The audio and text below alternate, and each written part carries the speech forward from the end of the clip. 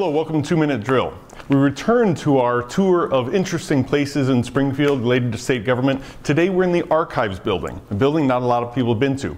It houses millions of official records for the state of Illinois. The records here date back to 1810, some of the earliest records known to exist in the state of Illinois. Also, on the floor above me, are original copies of the 4 different constitutions the state has had. So very interesting place, and we thought we'd bring it to you today. But let's go ahead and talk about legislation that's going to take place here in the State House this week. Both the House and the Senate are back in action, and there are 4 bills I want to go ahead and highlight for you. The first is Senate Bill 3005.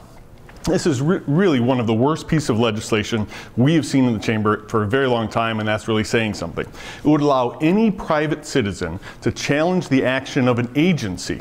So it doesn't matter if you're a realtor and you got a license from professional regulation, a private citizen can come and challenge that. More likely, if you're a manufacturer looking to expand and you need a new permit, anyone in the state of Illinois can come and challenge that. Huge expansion, terrible piece of legislation.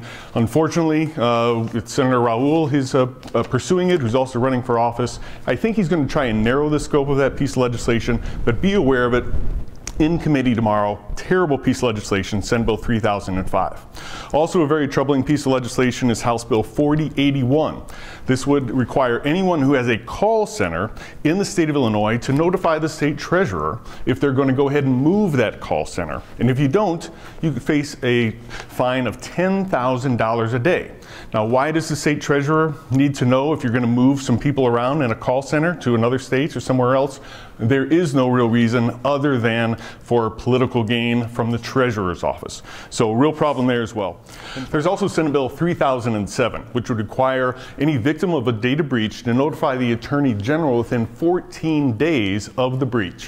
When individuals are not required to be notified for much, much longer, we think that doesn't make sense, and we'll be hopefully negotiating much more reasonable outcome on a data breach bill there as well.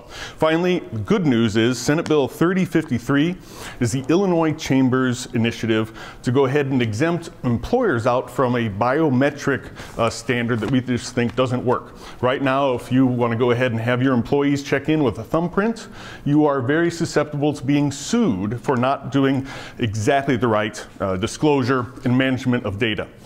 So we'll be pursuing that legislation and hopefully get some real traction. Look forward to talking to you next week.